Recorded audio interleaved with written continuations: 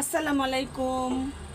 সকাল সকাল এখানে পরোটা বানাইতাছি চা দিয়ে খাওয়ার জন্য, একটু মুচমুচা করে বানাবো। যদিও গরম পড়ছে খুব, তারপরে অন্য কিছু দিয়ে খাইতে ইচ্ছা করতেছে না, ভাবলাম যে একটা পরোটাই বানাই মুচমুচা করে। আর এই গরমে আমি যখনই রান্নাঘরে আসমু, আমার সাথে সাথে এই যে ম্যাডাম এসে দাঁড়ায় থাকবে, এই তোমার গরম লাগে না? আর কি খাইতেছ? কি পিরারা? পেয়ারা? আবার কয় পিরারা? তুমি এটা সুন্দর করে নাম বলতে পারো না, আবার খাইতেছো। যাও, এখানে গরম, যাও। এখানে তরকারি কাইটা নিছি, ডাটা। এই ডাটাগুলি 2-3 দিন আগে আনা হয়েছিল, তো কাইটা রাইখা দিছিলাম, খাওয়ার হয় নাই। এই ডাটা দিয়ে, পটল দিয়ে, আলু দিয়ে, এখানে ছোট দেশি কই মাছ ধুইয়া ঝরা দিয়ে রাখছি। এই কই মাছ দিয়ে এই তরকারি রান্না করব। তো কই মাছটা আগে হালকা একটু ভাজা দিয়ে নিব। মশলা সুন্দর করে কষায় ফেলছি, সবজিটাও ধুয়ে রাখছি, এখন দিয়ে দিব।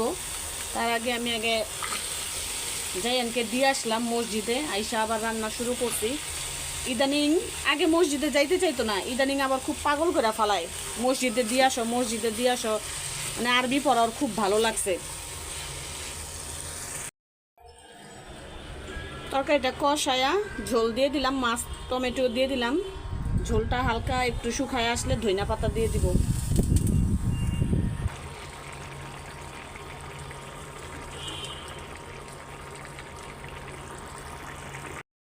তরকারি হয়ে গেছে।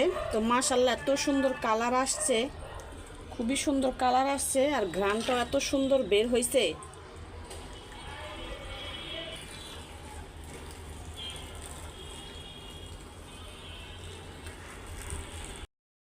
ভাত খাইতে বসলাম।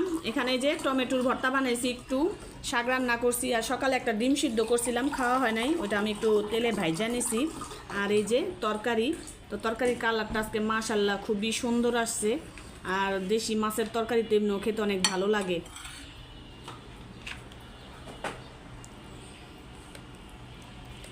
গরমের দিন আজকে যে পচা গরম পড়ছে, একটু টক টক ভর্তা খেলে ভালোই লাগবে, এর কারণে একটু টমেটোর ভর্তা বানাইছি। আমার বড় ফুপু আসছিল বডি লোশন দেওয়ার জন্য আর চকলেট দেওয়ার জন্য। অনেকগুলোই চকলেট দিছিল, খাওয়া শেষ। আমার ভাগে একটাই চকলেট আর বডি লোশন দিছে। আমার ফুপুর ছেলে আসছে সুইডেন থেকে, পরিবার নিয়ে এখানে আসছে অনুষ্ঠান করার জন্য। ওইখান থেকে ছেলের মুসলমানি করানো হয়েছে, এখানে এসে শুধু অনুষ্ঠান করছে, যেহেতু বাংলাদেশে সব আত্মীয় স্বজন আছে। তো 13 তারিখে আবার চইলাও গেছে। আমার ফুবুর কান্না কে দেখে আর দোয়া দুরুদ। একটাই ছেলে, ওনার একটাই মেয়ে। তো ছেলে মেয়ে দুইজনই সুইডেন থাকে পরিবার নিয়ে। আর আসার সময় আত্মীয় স্বজনের জন্য যা যার জিনিস নিয়ে আসে তাকে সেটা দিয়ে দেওয়া হয়।